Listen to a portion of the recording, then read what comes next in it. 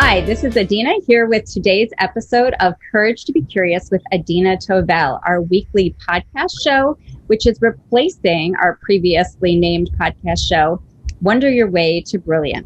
Instead of replacing, maybe we just call it a continuation. So when you subscribe to Courage to be Curious with Adina Tovel, you will get all of the Wonder Your Way to Brilliant podcast episodes.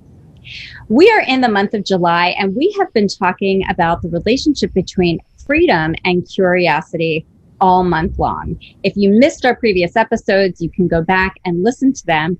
But today's episode, and the fourth episode in every given month, is a conversation with some of my courageously curious peers and colleagues.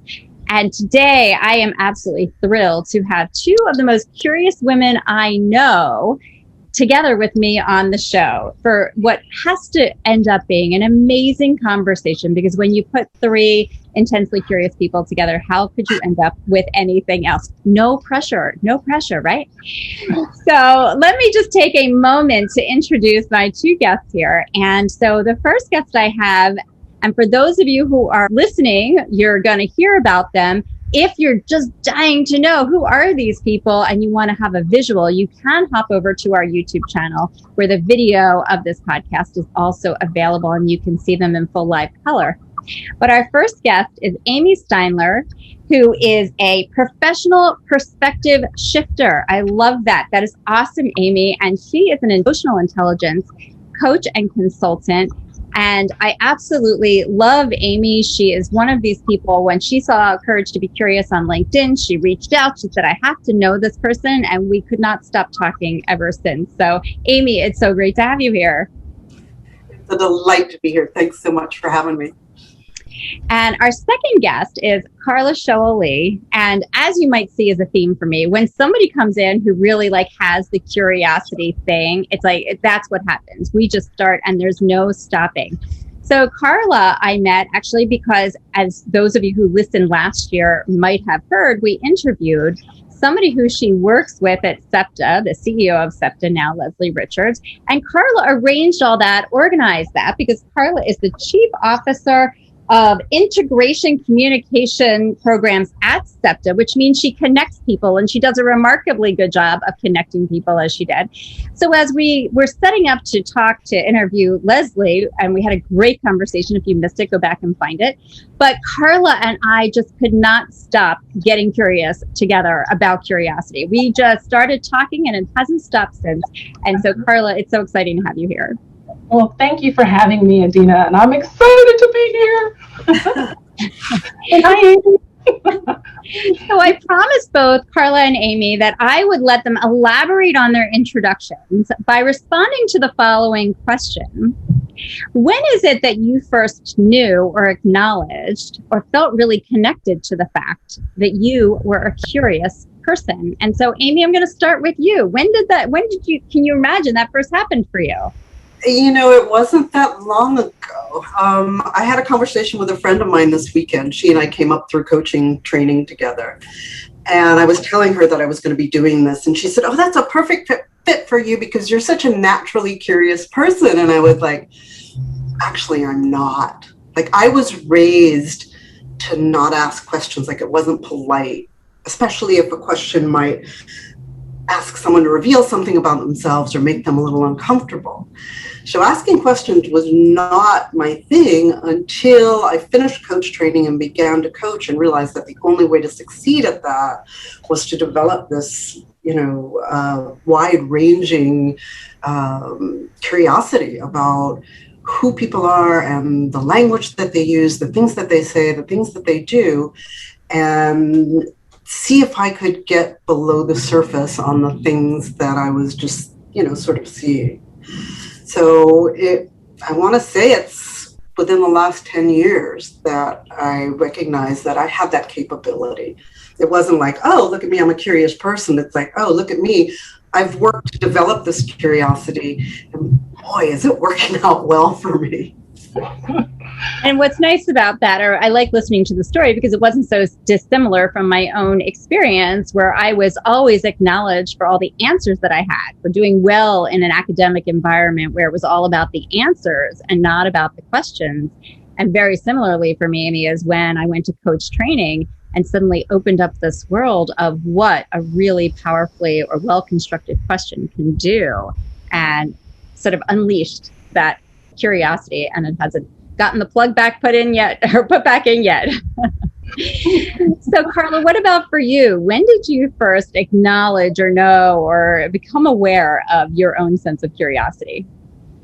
I think for me, unlike Amy, I think I've always known ever since I was a little girl, because I was always asking questions. I was always, and it seems like I was just interested in knowing what people did for a living, or what made them the personality that they are. I was always watching people. I was curious to know. And there's a difference between, Adina, curious and nosy. Because I think nosy is kind of meddling, and curious is kind of where you're excited truly about finding out more about that person. So I used to, as a young girl, like literally cross my arms like this and just ask all these questions. And I think that I knew that there was a word for it, but I don't think anybody defined it until I really got to SEPTA. Believe it or not, it was the last general manager at SEPTA who says, "Gosh, you're such a curious person." And it was like, boom. It was like, oh, like everything just opened up. And I was like, and it made me think that, oh my gosh, that's what it is. It was that. And then of course I meet you, and then you have this whole thing, about being courageous and curious. And I was like, wow, I found my place now, because I can absolutely say this is what, or who I was all these years. And so I guess that's why I went into broadcasting, because I was always asking questions and always wanting to know about things as a reporter and all those kinds of things that I did over the years. And I think that really is who I was, just never knew it. I love that. And I remember the first conversation we had, Carla, when you said, like, oh my gosh, like, yes, curiosity. I did all these things and I didn't really know what it was. And then we started to talk more, and you're like, I love that there's now this label, and I love the label of being a curious person. It's like being diagnosed, like that you have something, and then it's like Dr. Adina comes in and tells you that this is what your prognosis, you are going to live, Carla, you are going to live. So yeah, it was right, and you're going to live spectacularly and courageously because you've got it, right? You've got this. Yeah, right, absolutely. We all got it. So that's actually a really good transition into our next question that I want to, ask each of you. But how has curiosity really impacted or transformed your life? We're going to be talking the whole rest of this conversation about the way that curiosity can be a catalyst for freedom in life, freedom, in leadership, and freedom in relationships. And so, I'd love for you to just be able to share one really poignant way in which your own sense of curiosity has really transformed you up until this point. So, Carla, let me ask you to start. I think it's just liberating for me. I remember just not too long ago, about a couple years ago, holding a family secret. Can't tell you about what that was, but there was nothing that happened to me, but I was keeping a secret for another family member. And I knew it was something that would be impactful later on in my life. And I was curious to see if I kept this secret and didn't tell anybody, what would be the impact of it. And it was for years that I did this. And finally, when I let that secret out and told and stopped trying to protect that particular family member, and I let that out, it was just like so freeing for me. It was just that curiosity of what it felt like to keep it bottled up, and the impact that it would have later. It actually was liberating just to let it go, and then asking myself all these questions as to why did I keep it, and it was just kind of an unveiling of myself, just why I would hold on to it for so long, and it just helped me to kind of grow up a little bit, and just it's hard to kind of say what it is because you don't want to say what the secret was because it does impact someone else's life. But, keeping all of those things inside of me for all that time and finally letting it go, and how liberating that was. And by asking those questions of myself made me more aware of just why I would do it, just why I did that. So, yeah. Yeah, I mean, it sounds really, the powerful thing is that the curiosity became the growing catalyst for you. Yeah. It was first, I should keep, I'm keeping this because I said I would keep this. And then you became curious. Why am I keeping it? What impact is that having? What might be the impact if I do something differently? I did do something differently. What can I learn? And so your questions became this catalyst. And what I was thinking to myself as you were telling the story is that you could have gone in afterwards to either beating yourself up, well, why did I do that, and being angry with yourself, right? You could have gone into some shame story. You could have gone into something, and you chose to go into curiosity, and you felt liberated at the end versus badly at the end. And that's really powerful. Yeah, it was definitely a moment where I was thinking to myself, gosh, I grew up in a matter of days because of that, and just, I can't even tell you. It was so freeing for me that looking back on it, just like what you said, Adina, it just made me think that if I had told it earlier, that it would have been done. It would have been finished. But holding on to it just helped me to know more about myself. I guess that's what it is. So it was a good thing, and having to forgive myself too, Yeah. Thank you, Carla, for sharing that, even as it's a very sensitive place for you. Yeah. So, Amy, what about for you? What's one example of a way that curiosity has transformed you, or you've been transformed by curiosity? Well, I have to make this connection before I start, because the first thing that Carla said was, how freeing it was, how liberating it was. And I'm noticing already how inextricable curiosity is from freedom. And, I have this hypothesis that I want to test out today with us, that curiosity is really the ultimate key to freedom. It is the way that we free ourselves from so many things, because as I was thinking about today, I was like, wow, there's so many things that I have freed myself from by going to curiosity. So I'm going to answer your question, Adina, in terms of how it's changed my life. I use it as the cure for judgment. I grew up in a very judgmental home. There was a lot of contempt for other people. And, I hope I'm not bearing too much soul here, but this is how it was for me, right? So, in our family, it was sort of a thing where we wanted to feel like we were better than other people, and that helped us deal with our own feelings of smallness or whatever it was that had been passed down through the generations to me. And I had such a distaste for it at some point. It just wasn't my natural state to be that way. And yet I was that way, very much growing up, very sarcastic in my teens.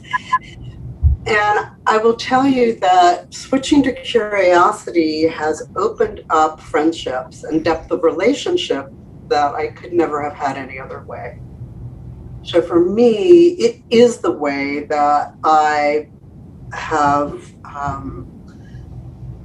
created relationships that are so solid and so there are some people in my life that we would do just anything for each other, and more than I ever thought there would be. Not tons and tons, but when we had a house fire, there were 2 families that said, come live with us. Who does that, right? Who says come live with us? That's pretty awesome. But I think all of that came from this wanting to know who they were over the years and giving them that glimpse into who I was and who we were, my husband and I as a couple. So I would say cure for judgment, sort of that freedom from the heaviness of walking through the world that way.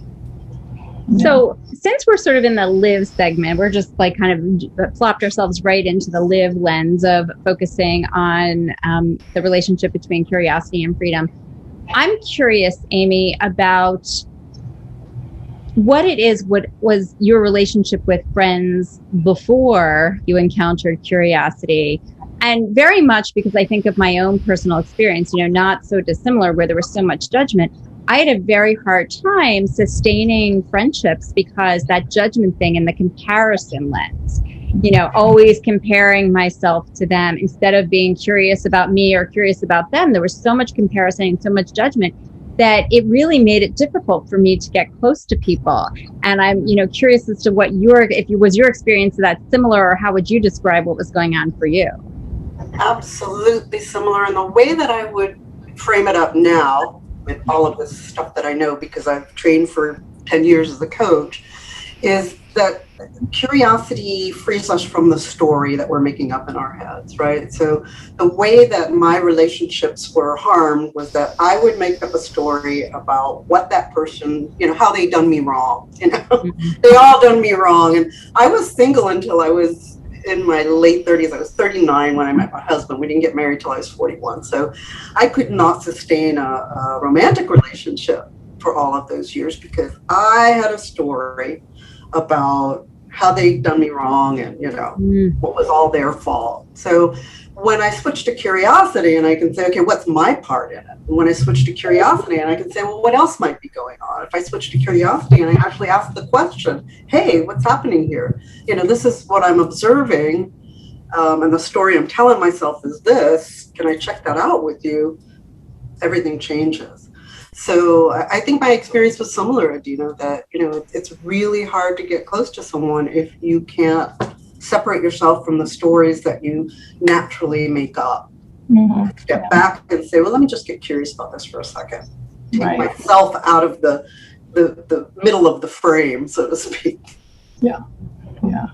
And I think for me, I had people, like I was a magnet for people. Like everybody kind of wanted to be around me because I was so curious, Amy, about knowing about other people, but I wasn't curious enough about myself. Like I should have been, asking more questions about myself, and then I wouldn't have been so like, this is the way you're supposed to live your life. And because I had a mother that I really thought was Hollywood. Like she was so fab, and she walked around with everything so prim and proper. And so I was my mom. I created my mom's image, and I had to be that perfect person. So whereas I was looking at everybody else who was free to live their lives, like all my girlfriends, I wasn't free inside for me. So I put this undue pressure on myself to be this epitome of perfect. Like I couldn't make a mistake, and I carried this even, I try to not do it now, but I do. I try to, everything has to be right. And I don't know how I developed this over the years. And my mom, she screwed up all the time. She goes, really? You were looking at me like that? And I go, yeah. I said, it's your fault that I'm all like this. And so then she was like, and of course I take that back because that's not true. But it's just the image I had of my mom. Instead of asking her more questions as I was growing up, like, do you cry and do you feel anxious or do you feel fearful, and all those questions that I should have been asking my mom because that would have helped me to develop as a person. I was asking these all of my friends, and my friends were loose. They were like, hey, that kind of thing. And I couldn't be that way because I always felt like I had to have this image. And yeah. I see that all the time in my practice. And I think I was the same way too. I mean, again, while we're talking about freedom, I think curiosity is the key to freedom from perfectionism, right? It's the way we can let go of all of that. I get that, Carla. Yeah. Totally get that. Yeah. Mm-hmm. And I just want to underscore two things you said. You started out and said I was like a magnet because I was curious, and just socially, right? That's totally what I've discovered too. People want to be in your presence if you're curious about them. When we're asking about them, when we're helping them to know that they're interesting and that they're brilliant in their own ways or they're intriguing, right? That creates magnetism. And sometimes, I didn't realize that was a big reason why I was struggling in relationship. I was so self-concerned that I wasn't asking anything about anybody else. Right. And then you said this piece about, but I was curious about everyone else, but I wasn't curious about me. And I see this, too, a lot, is that this idea of a balance scale, right? Some of us are so much more comfortable being curious about other people or serving other people or doing for other people, all those things. But when it comes to us, no. but like anything else, and I will always forever quote Rodney Yee, the person who kind of taught me yoga over the 15 years that I was raising my children, life is about a dialogue with balance. And I've kept that in my mind and my heart, that no matter what we're doing, it's think about what's on the other side of the balance scale. And are we balanced in the two things? And so anything, even being curious, am I equally curious about myself as I am about someone else? And how that can create a really healthy experience in the world. Oh yeah, because I would have never even worn my hair like this. I mean, in broadcasting, this is not acceptable. Do you know? Like even getting 2 holes in my ear was kind of like risque for me. It's like, so I had to get more curious about what if I did and what if I did, and that's how I got past it. It was being courageous to be curious about me. Awesome. So we've talked a lot through the life lens here. How can curiosity free us in terms of our lives, each of us sharing in some ways our own personal experience with this. All of us also work with leaders. I mean, Carly, in SEPTA, you work with leaders there. Amy, your entire coaching consulting practice is really working with leaders.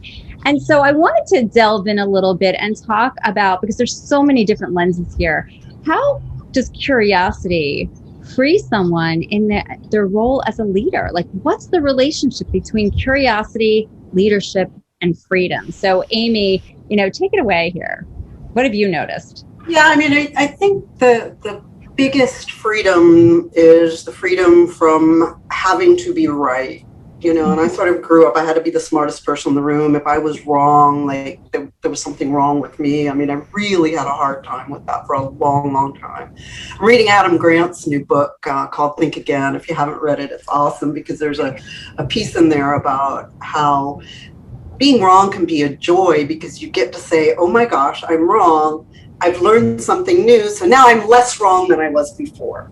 So that's sort of the perspective shift on being wrong that I really love. So, from a leadership perspective, turning to curiosity, it brings you that sense of ease, of not having to be right every moment, not having to carry everything on your own shoulders, curious about what others think, what they feel, what they see, what are their hypotheses, right? So I'm thinking more about curiosity in terms of how a scientist thinks about it, right? What's the hypothesis here? What are we testing out, right? So, the whole hypothesis of courage to be curious, what is it that you are looking to find out?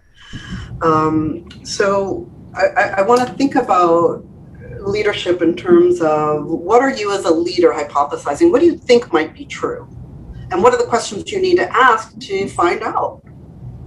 What are the decisions you think might be the best ones? What are the questions you need to know, or you need to get answered in order to make those decisions? And I think the other thing that came up for me when I was thinking about it earlier, and we talked about it a few minutes ago, was that getting rid of perfectionism, as a leader, not trying to get it all right, but just trying to find more questions, more possibilities. Yeah. Amy, there was a story you were sharing with me not long ago where you were doing some work around diversity. And you had such a powerful question that you posed to somebody who wasn't quite sure that what this training was about applied to them, that really liberated them from the narrow space they were operating in and expanded that space to something so much wider. And I'm curious if you either can summarize or at least share the question that you asked, because there was a liberation that happened in that moment for sure. I think there was, and I get a little emotional when I talk about this because it was the first time that I really had a conversation like that. And this was a man in his 40s from the Deep South. I didn't really understand what all of the talk of racism was. He didn't see it because he treated everyone the same and he didn't see color. I mean, it was all of those tropes that we hear.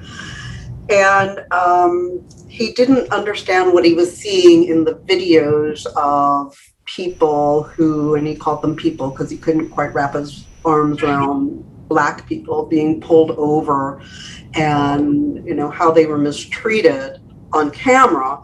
But we don't see what happened before the video to show why they were mistreated. And he sort of caught himself saying that that it was okay for them to be mistreated, like there was some reason that they should have been mistreated. And I stopped him and I said, just because you haven't had this experience doesn't mean that we can't find a way to honor other people's experience. So here's the question, what could be 2% true? Because he was just afraid that, someone was going to try to change his opinion or tell him how to think. But I asked him, what could be 2% true? And it stopped him dead, and he kind of looked at me and he said, oh. And he understood that there was like a 2% bit that it could be true that they had done nothing to deserve mistreatment. Nothing at all, except driving their car. And I think that the really huge emotional part of it was that he, in front of 20 other leaders at the end of a 2-week leadership program that I was co-facilitating, that's the thing he chose to talk about, that conversation, where he was so deeply uncomfortable with the diversity conversation. And he admitted it and said, I was so uncomfortable about it until I had this conversation. And Amy asked me what was 2% true. So that's just a moment that I don't think I'll ever forget. For a leader, he needs to open his mind, just that crack, and he did it. He was willing to do it. So it was courageous. He's got a way to go, but it was courageous. That's it. That's huge. Yeah, there was something in that story of like the way that the curiosity, without, you delivered it with no judgment, of just asking that courageously curious question, just opened the door. It like liberated him from a smaller range of perspective and freed him into a wider and perhaps continuing to grow range of perspective about something. And how beautiful is that? And when we talk about the power of questions, like that's it, right? That's the power of a question. Yeah, it is. I even look at it when I ask my employees more questions about their personal life. I find out what their strengths are, because they might be doing something that they're not comfortable with, like you've assigned them something and they just can't seem to get it. They're not, it just, you go over it again and they're still bringing it back the same way. So I continue to ask more questions about maybe if it's their upbringing, or maybe it's what they find interesting. On the train, you get to find out so much about your employees because you're riding with them back and forth, if you happen to be on the same train or the same bus or whatever. And I just remember asking things about their personal life without getting too personal, but just asking deeper questions.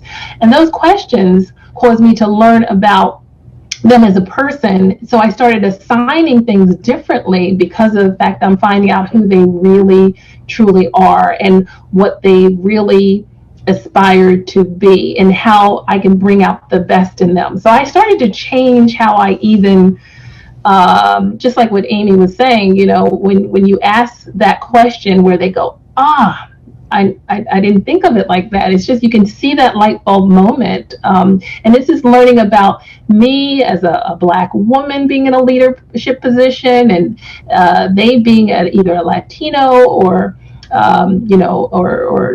just someone that is not comfortable with their even own sexuality. I've had people like that. I just come out and I just ask those questions, and it just frees them from being so careful of how they even spoke to me. And when I let them know that I'm okay with you being uncomfortable about who you are, and they know that I can be uncomfortable about who I am, that's what that bridge is. That's that integration part of it. And it's just it's so freeing. It really is.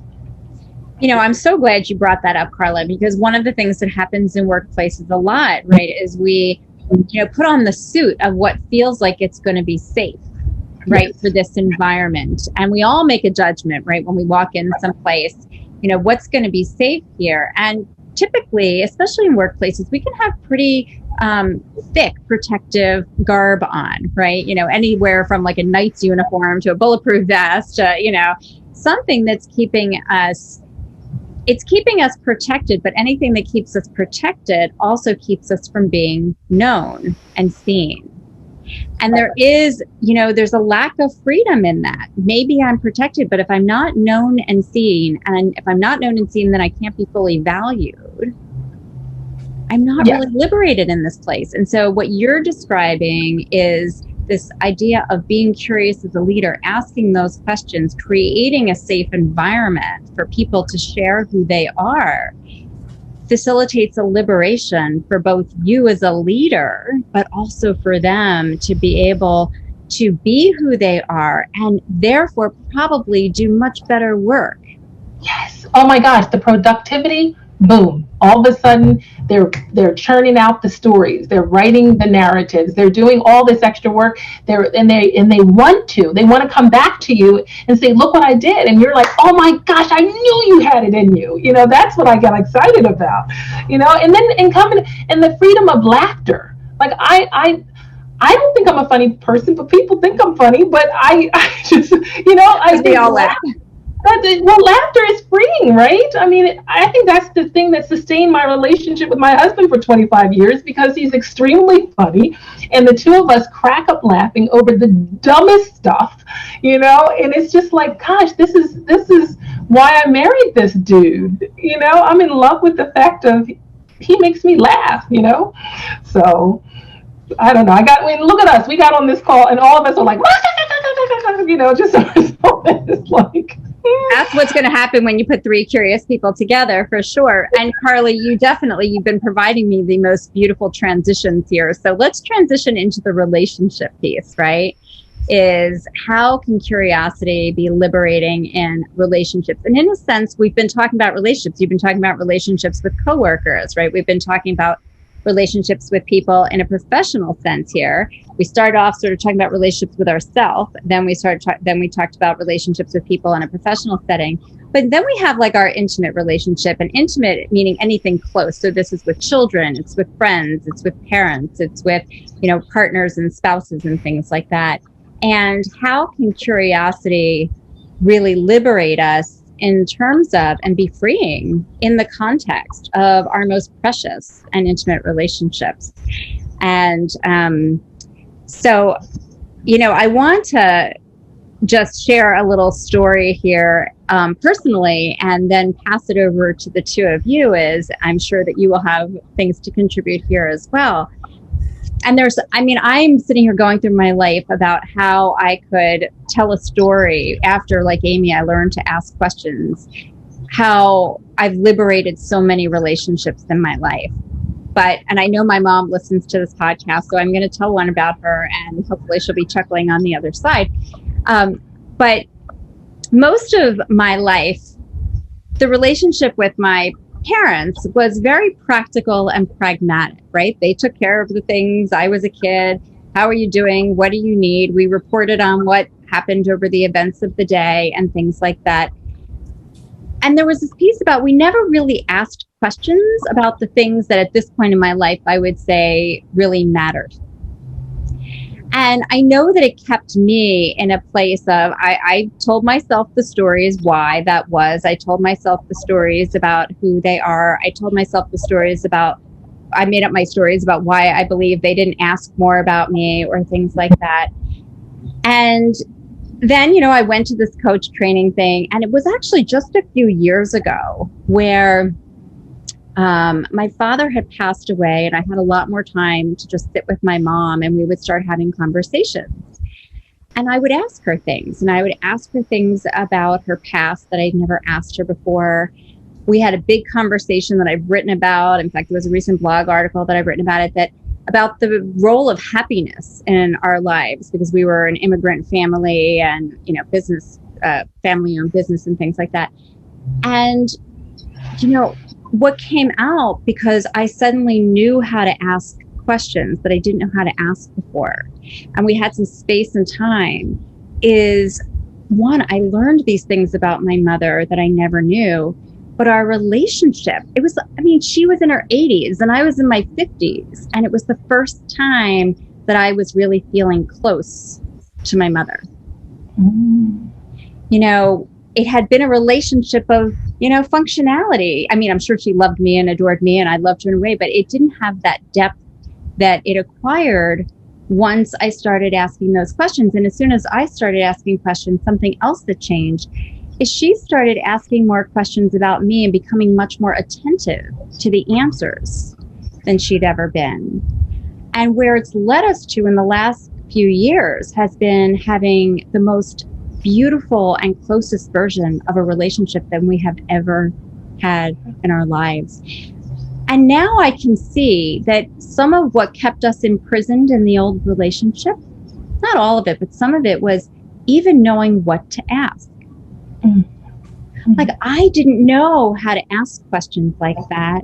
And I don't believe my mother did either. Okay. And as we learned and acquired more skills and some other things changed, there was this freedom. And does she say, I'm not interviewing you, but I know you're the one that's the host, but just tell me this, did she acknowledge that too of herself? Absolutely. Yeah, absolutely. Okay. And yeah, Mom, when you're listening, you get to write a little comment into Carla and answer that question for yourself too. But yes, no, I mean, she absolutely can feel the change in the relationship and acknowledge the fact that we just didn't talk that way. We just didn't discuss things that way.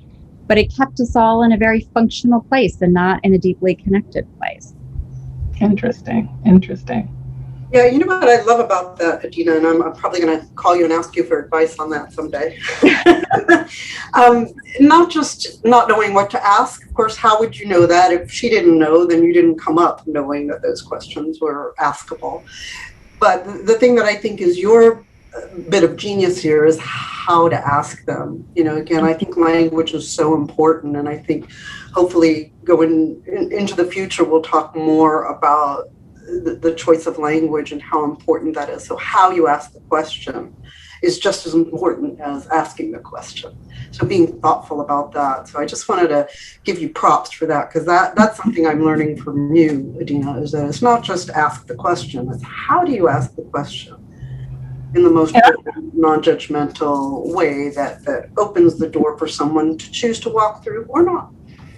And I'm learning that too, Amy, from Adina, because I've always asked questions. It doesn't mean that I've always asked them properly, So I'm learning how to restructure some of the questions that I even ask and to sometimes not be so blunt, because that could have very well worked in my reverse when I asked past colleagues because I suspected something, and the way I asked the question could have very well, if they were not connected with me, they might have reported me to human resources, but it gave us a deeper connection. But it's only because of I always call it Sagittariuses. They kind of get away with a little bit more because we're supposed to be so free-spirited and we can kind of ask these questions. But I'm learning from Adina how to be mindful of how that comes out and how it can be translated. So, yeah, I agree with you. I appreciate both of you saying that. And yes, we talk a lot about how to ask and where and when, right? The entire context. There's the language component, there's the context around it, because all of it matters. And so, Amy, let me ask you, in terms of the relationship lens, like, how do you see curiosity as a tool for freeing people? And maybe you have, again, a personal experience, or you've just observed and seen in the course of things how curiosity can liberate or free people. So I'm going to try to tie this in as best I can, but one of the things that my husband and I realized early on is that the key to success in a relationship is that you love each other's crazy, right? Yes. We're all, right? Carla's in there. We're all a bit neurotic. We've got these crazy things that we do, but, to be able to have this sense of acceptance and say, I know that for the rest of my life, this man is going to leave a little piece, the end of a carrot, on the bookshelf. There'll be a pear or an apple core behind the telephone. That's how it's going to be, right? The trash will be on the counter, really close to the trash can, really close, but it never makes it in. So whatever, and that's just, sort of the surface crazy, but, the more, the deeper issues, to be curious about those, so that we're not like talking to each other and saying, what is wrong with you? But, being able to go back and say, I know what happened to you. I know what happened to you coming up, growing up. I know what happened to you in your early life. I know what happened to you in your quest for relationships. So I can get curious about why you're behaving the way you are right now, rather than, again, going directly to my story about how you're doing me wrong and how this has got to stop and it's unacceptable. So I think for me, curiosity is the cure for that sort of, again, the sort of things that go from being annoying to hugely big issues in a relationship, that go from this is annoying to I have contempt for you, which is, as we know, like the relationship killer. So we have to love each other's crazy. We have to think about, not what's wrong with people, but what happened to them? What brings them to this place in their life? What created the situation? What created the conditions for us to be here in this moment, having this particular conversation in this particular way? And I just want to do a little quick shout out here, right, to the book that Oprah Winfrey and I think it's Bruce Perry put out recently with that title, What Happened to You? And they do a lot of work around childhood trauma and the impacts on that, and pose that as a more productive question instead of what's wrong with you, which is immediately full of judgment and, severing of relationship, to what happened to you, which represents my desire to understand you and how that can be the catalyst for connection, whereas the other, is destructive. So thank you for sharing that. Yeah. And that's important what Amy said, because, with all the crazy that I put my husband through, or he puts me through, whatever the crazy might be, it's how long does it take you to get back to that center? It's just that's my barometer. If we're not curious enough to want to know what made us trip out and go crazy in that moment, and we don't talk about it ever, then that means that there's something missing. And we might not talk about it that day, but somewhere down the road, we care enough, we're curious enough to bring it back to where we have a discussion about it. And I think that's normalizes our relationship. And it's so funny that you talk about crazy, because I was cleaning up in the office a day ago, and I found a card that my husband never gave me about crazy. And he said to my crazy wife on Mother's Day, he never gave me this card. And it does say our crazy family schedule has us running here and there. And when it comes to crazy things, I'd say we've done our share. At times I drive you crazy with the things I've done or said, but I love our crazy life and I'm crazy over you. And that's like, oh my gosh, that was just, so you were talking about crazy, and he knows that we have that really kind of relationship, but what does it take to get back to that center? And that's what's so important. That's the key. And I think for you, Carla, what I love is that you've already started that process of being curious about yourself, right? So how is it, what's my role? How am I contributing to this? And what was I doing in that moment that caused him to react in that way? I mean, I'm talking about myself here, right? So what was I actually doing that caused him to react that way? Because I know that my husband has this way that he believes that it is his job to take care of my feelings and make sure I'm happy at all times. That's right. And, I don't want to disabuse him of that notion. I mean, that's lovely, right? There's someone in your life that wants to make sure you're happy at all times, but it gets us both into trouble. It's like, it just because I say, boy, that really frosts my pumpkin, doesn't mean you got to fix it right now. Yeah, right. Let me have that emotion. Let me have whatever's happening to me. Mm-hmm. Let's just both be curious about it. Yeah. We've learned to kind of walk away for a while from each other in order to do that. Just go into separate rooms or whatever, and we find our way back. So that's very good.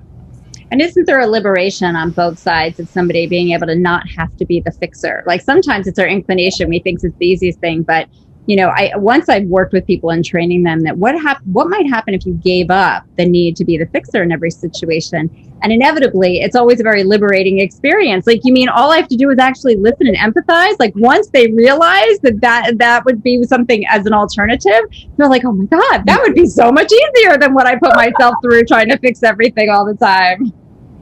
And you parlay that into your kids because you don't try to fix everything that they do too. You know, like they come home with an issue, you just want to have them talk it out. That's all you care about. Like, talk to me. What else happened? And what did she say? And what did he say? You know, that's what I do now. I don't try to fix anything.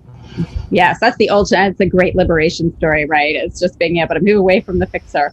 So as we're winding down, like we could be here for about 3 hours. I'm not sure anybody would listen to the episode. They might have to come back. Maybe we have to create a series, right? But the serial podcast.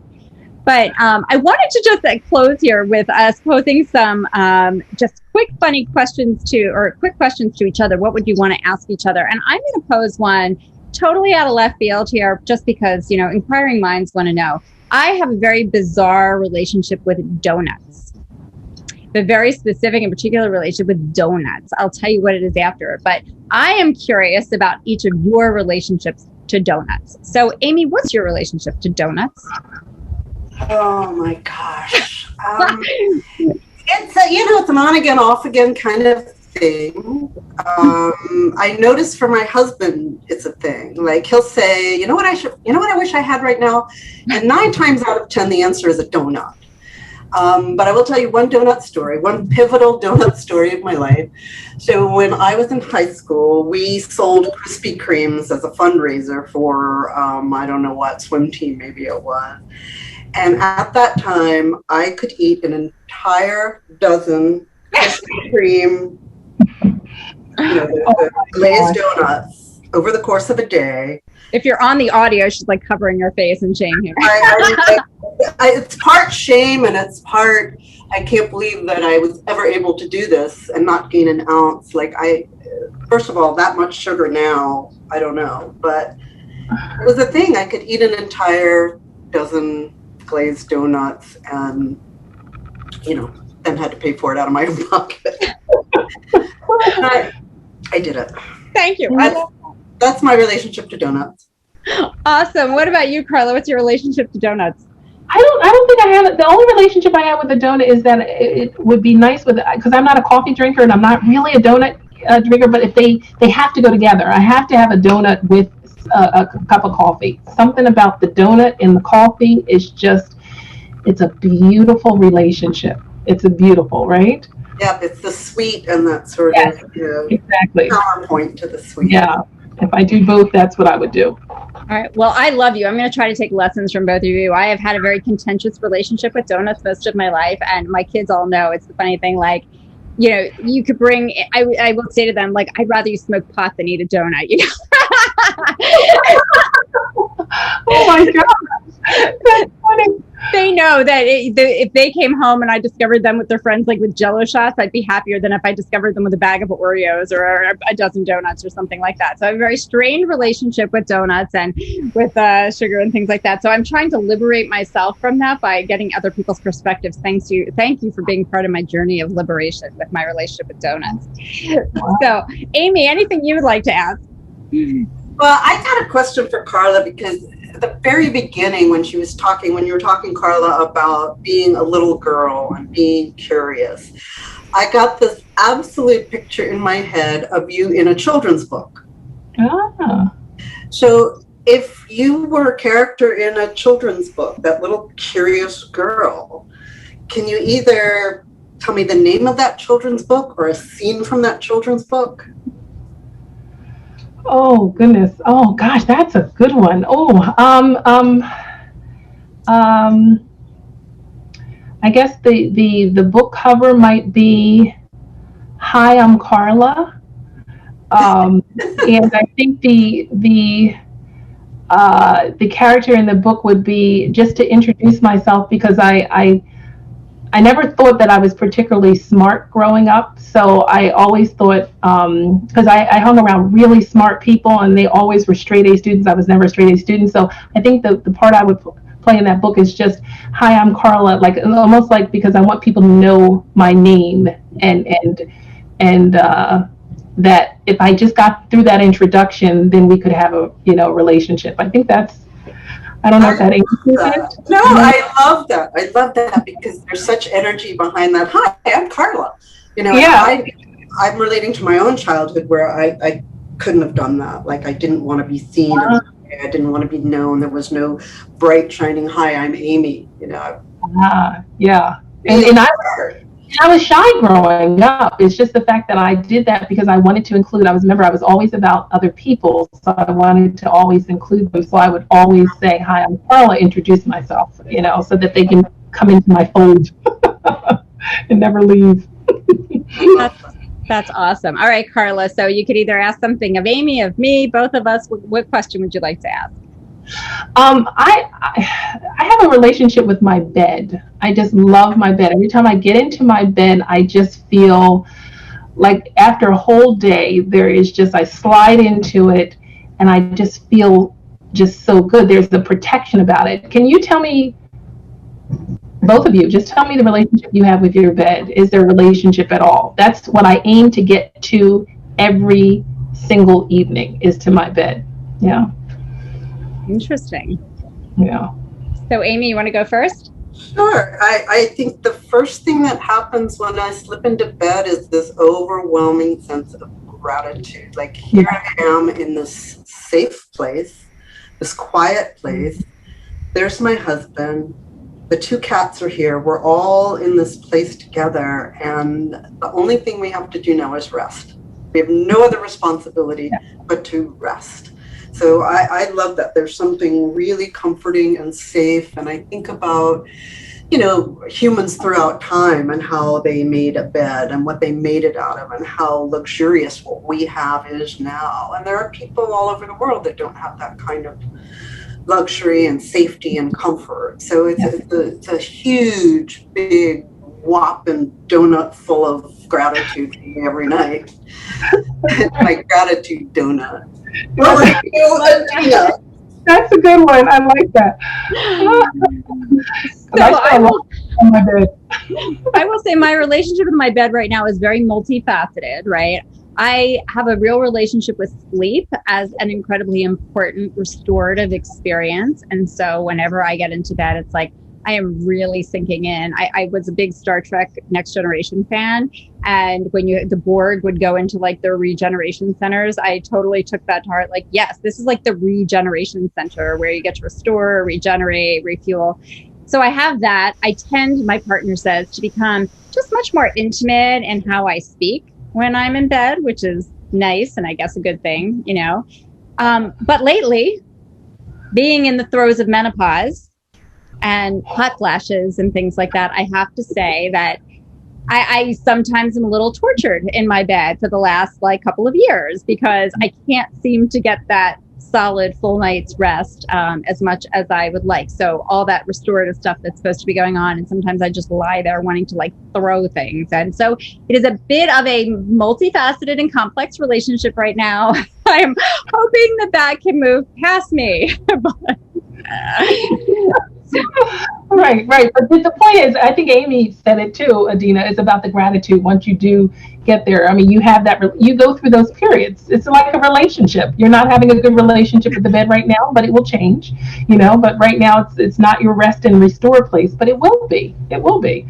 Yeah. If people get to their bed every night, I feel like, just to know that you've done a good day's work and you can get to a place where you can rest and fill yourself up for the next day. I just think that that's a blessing. Yeah.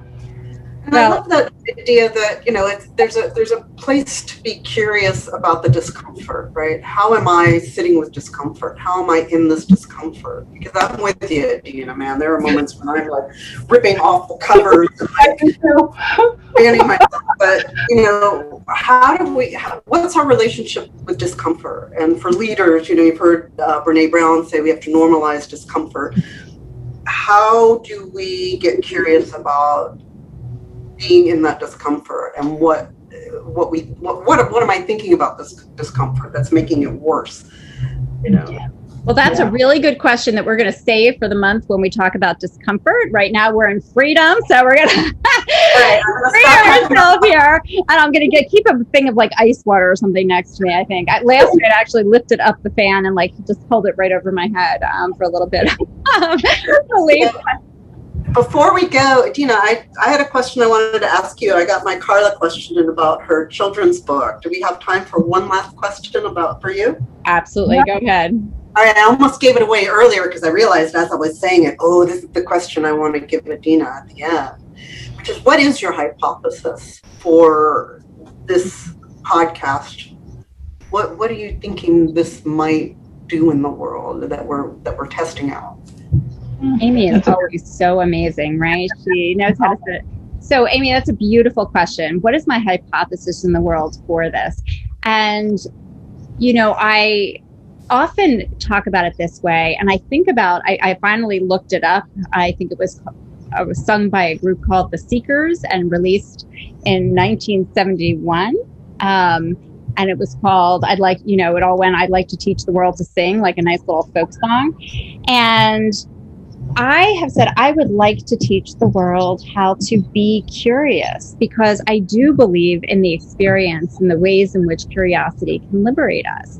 And so through this podcast, the conversations about curiosity is to hopefully inspire some of that, like, what is that thing? How much of it do I have in my life? How might it be part of my life? And then also to do that piece of, in order for us to experiment with things, many of us need to have a little bit of comfort level with it. Like, how do you do it? I know when I try something new, I always liked there to be some model. I mean, unfortunately, I didn't go to Montessori where you just splash in, like, just go, throw stuff on there. I like to have somewhat of a model, and I know that many people do. And so that this podcast would serve as a model through conversations like this, through the episodes that come earlier in, is to, how do we go about doing this thing of being curious in really productive, courageous ways? And, earlier you used the word, Carla, doing it properly. And I never think in terms of properly, because that puts us in the right and wrong place, right? I like to think of it in terms of effective or productive, because there is no right or wrong. There's only, I did it. What did it lead to? Did it get me closer to what I was seeking? Did it get me closer to something that was expansive or expanding? And so in this podcast, my hypothesis is to inspire that curiosity, inward curiosity about oneself, like Carla was saying she didn't have, as well as the curiosity about others that Carla just shared with us how much she did have even from a young age. And then how can we do this productively together? That's my goal. That's great. Oh, I love it. I love it. I love you, Adina. I love you both too, and this was amazing. And so for the first episode of this nature, since we relaunched Courage to be Curious with Adina Tobel, you two are amazing. I couldn't have asked for two better guests, or I think a more robust episode to fill that hypothesis out in the world, because you were both so generous in sharing from your hearts and your experience, and helping people to see and experience through you what curiosity can be like and how it can impact your life. So thank you both so much. Thank you. And Amy, thank you, because I learned so much from you. I was up here writing notes down while she's talking, so I was looking down. Thank you. I got you. What a pleasure. I made a new friend today, thanks to you, Adina. Yeah, that's right. You've made the connection for us. It's beautiful. Curious people need to come together, right? We have more power and influence and impact together. So it's a beautiful thing. And I want people who are listening or watching to know a few things. One is that Amy, I'm so thrilled to have her here. She will be a regular. I'm sure Carla will be back too. Amy will be a regular on Courage to be Curious with Adina Tobel, as we will engage probably at least once a month in some conversations, but you will definitely see her back on Courage to be Curious with Adina Tobel podcast. If you've been listening, but now you're like, oh my gosh, I really want to see that, just head on over to our YouTube channel. You can watch us in live and see it there. We also we want to hear your feedback. We want to hear your comments. So our social media handle all over the place is at Courage to be Curious, except on Twitter, where we are Curiosity Speaks. So you can find us on any number, Instagram, Pinterest, Facebook, all those different places. You'll find us under our Courage to be Curious handle and logo. And if you are inspired and you are saying to yourself, I am driven, I want to think about this curiosity thing a lot more, if you head on over to couragetobecurious.com, we have 3 decks of cards. live with the courage to be curious, love with the courage to be curious, and lead with the courage to be curious. And Amy is holding up her lead deck right now on the visual, so you can see that. And here is the hold up. She's got the love and the live deck. There you go, gold, yellow, and black. And so if you want to start asking yourself questions, but you want those models I was talking about, how do you ask those kinds of questions? We have them for sale on our website at couragetobecurious.com or liveleadlovecourageously.com. Either one will take you to the same place. And of course, we want you to make sure you are subscribed to receive our weekly podcast. And you can do that on your podcast app. You can also do that on our website to sign up for our newsletter. Then you will not only get the podcast delivered to your email inbox, but you will also get news about other happenings with Courage to be Curious. So if you have found your tribe here with us, we are glad to have you and connect with us so we can keep in touch with you. Thank you again, Amy and Carla, for being amazing. And we will be back again in August as we will be shifting from talking about freedom to perspective. We'll see you then.